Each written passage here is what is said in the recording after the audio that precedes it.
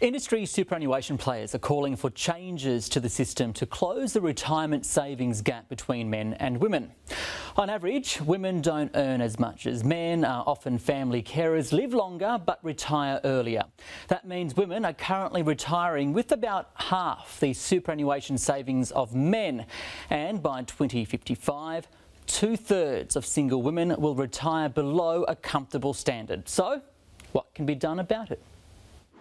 31-year-old Melanie Lane grew up very aware of her finances. We didn't rely on sort of that idea that a man is not a financial plan, and to make sure that we were able to be self-sufficient. While she's now married, she started salary sacrificing from a young age, but says it's getting harder. Because now we have a mortgage, so you sort of look at the trade-off between money into the mortgage now versus down the track. Melanie doesn't have kids yet, but knows those kinds of choices can impact her nest egg. Especially given that most women will take some time off at some point in their careers to be a primary carer, or alternatively down the track take some time off to work part-time. What this means is that their super contributions can be lower and they lose the benefit of compounding too, or lose some benefit of compounding. Women already earn less than men, with the pay gap between the two sitting at 19%.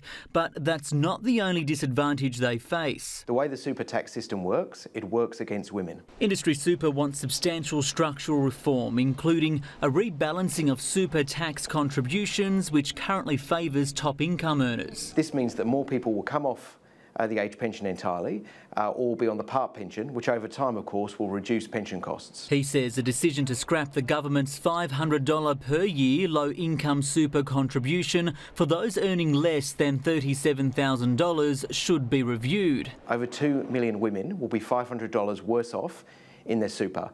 Again, over their working life, this could add up to over $35,000. It's a move supported by the Association of Superannuation Funds of Australia. These measures can be paid in part by putting a ceiling on the system. And the association wants the superannuation guarantee extended. What we've asked the government is to add SG to a lot of parental payments and other income payments when women are not working. A Senate inquiry into the issue is accepting submissions until the end of this month.